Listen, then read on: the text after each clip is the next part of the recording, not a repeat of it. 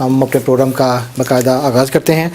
سب سے پہلے آج کی محفل کے صدر محترم جو صدارت کریں گے ہمارے اس آج کی مجلس کی، ہمارے کاروان فکر کے سرپرست اعلیٰ جناب لارڈ نذیر صاحب سے ریکویسٹ کروں گا کہ کرسی صدارت پہ تشریف لے کے آئیے۔ آج کی ہماری اس محفل اقبال کا پاکستان کے مہمان خصوصی طور پہ ہماری کاروان فکر کی ریکویسٹ پہ تشریف لائے۔ صحت کی خرابی کے باوجود نیک کاز کے لیے آج کی ہمیں انہوں نے ٹائم دیا۔ ایک بہت محترم نام جناب بریگیڈیئر ریٹائرڈ خالد عثمان صاحب، آپ سے ریکویسٹ ہے کائنڈلی لارڈ صاحب کے ساتھ تشریف لائیے۔ ہمارے درمیان تشریف فرما ہیں جناب سمیع اللہ ملک صاحب، ایک خوبصورت نام، ایک خوبصورت شخصیت، ایک بہت بڑا لکھاری۔ ہماری خصوصی ریکویسٹ پہ آپ سے ریکویسٹ ہے لارڈ صاحب کے ساتھ اسٹیج پہ تشریف لائیے پلیز۔ آج ہمیں خصوصی طور پہ جناب مفتی عبدالوہاب صاحب نے الفکر فاؤنڈیشن کے چیئرمین ہیں، ہماری ریکویسٹ پہ انہوں نے ہمیں جوائن کیا ہے، ان سے ریکویسٹ ہے کہ وہ بھی ہمارے اسٹیج کو رونق بخشیں۔ جناب مفتی عبدالوہاب صاحب، پروگرام کا باقاعدہ آغاز کرنے کے لیے میرے ساتھ تشریف ماں ہیں آج مولانا شیر احمد برکاتی صاحب، ان سے ریکویسٹ ہے کہ وہ کلام پاک سے باقاعدہ افتتاح۔ جناب شیر احمد برکاتی صاحب۔ اعوذ باللہ من الشیطان الرجیم،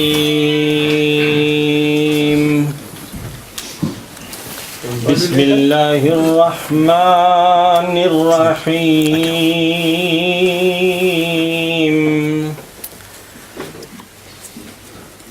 ان الذین قالوا ربنا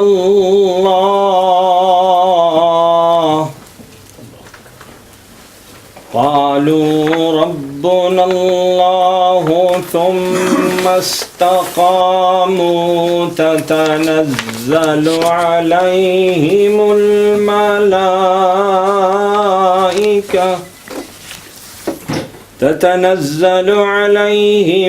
الملائكة ألا تخافوا ولا تحزنوا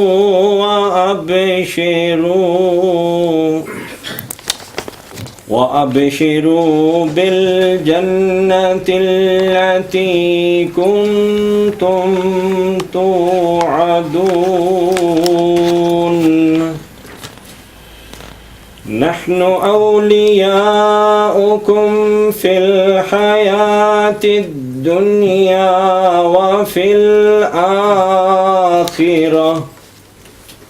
وَلَكُمْ فِيهَا مَا تَشْتَهِي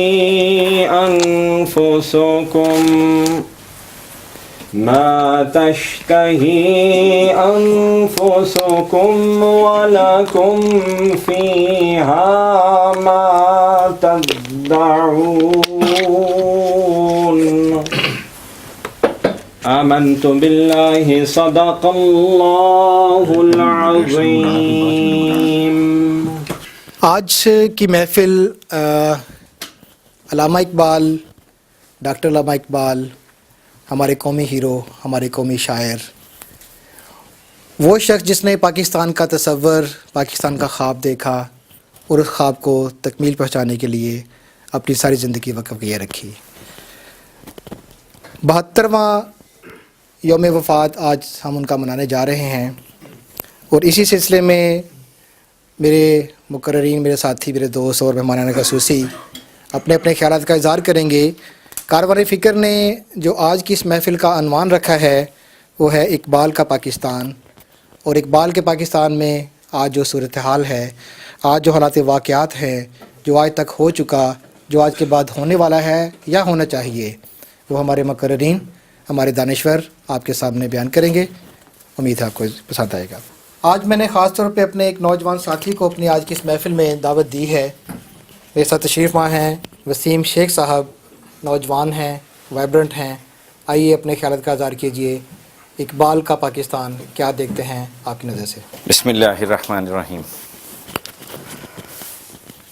میرے لیے 22 سال اس ملک کے اندر ایک طالب علم کی شکل میں آنا اور اس نظام کے اندر تعلیم حاصل کرنا اور آگے بڑھنا، اور پھر کچھ پچھلے سالوں سے 5 سے 10 سال دل کے اندر ایک عجیب سی تڑپ، ایک عجیب سا نظام، ایک عجیب سا سسٹم، پلٹ کر جھپٹنا، جھپٹ کر پلٹنا، لہو گرم رکھنے کا ہے ایک بہانہ.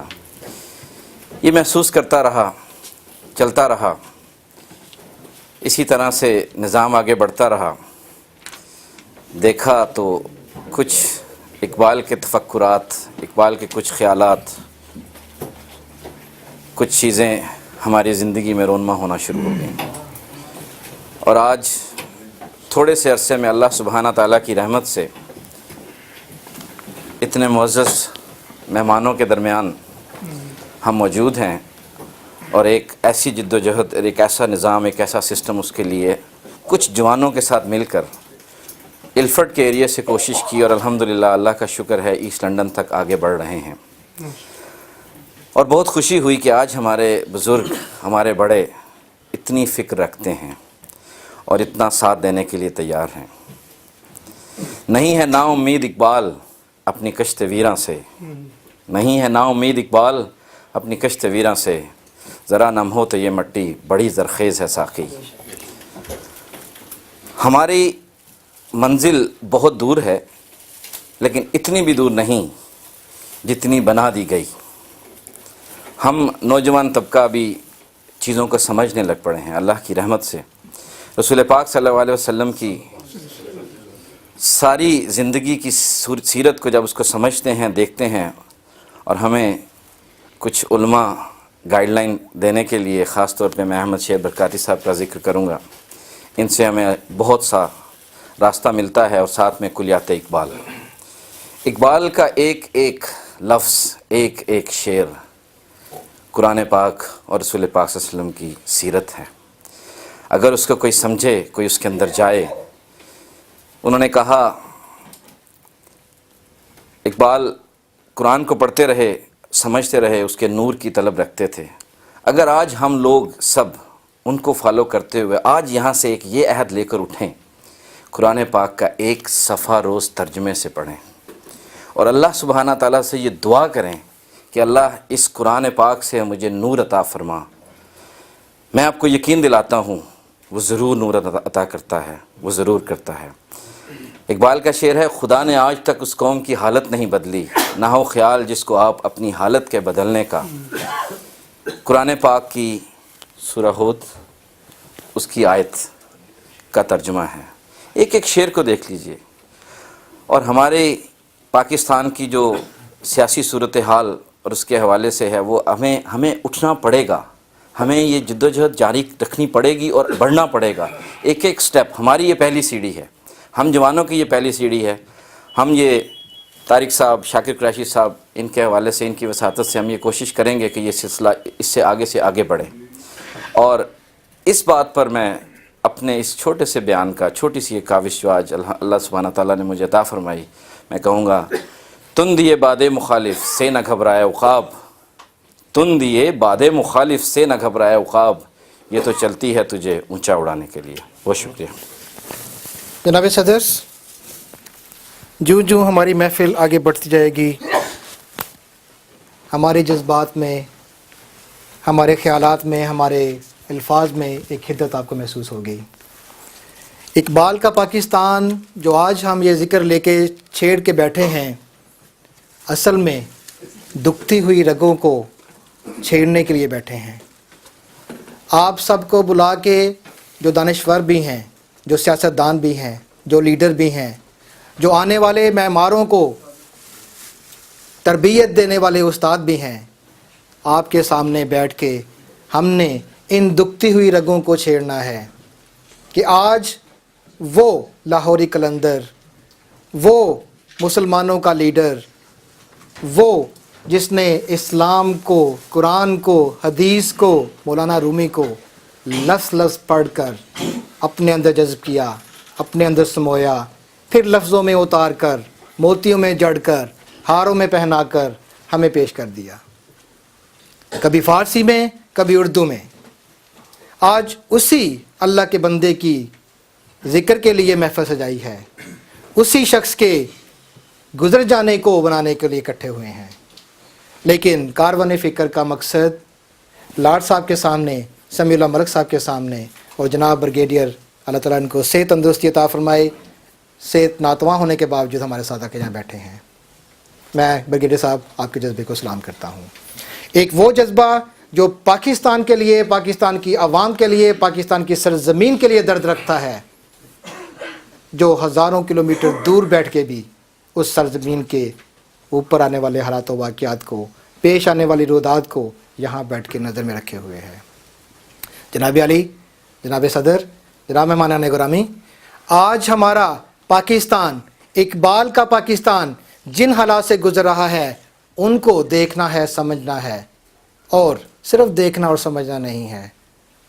63 ईयर्स, 63 साल देख के, सुन के, बयान करके, अपने बच्चों को परेशान कर करके हमने गुजार दिए।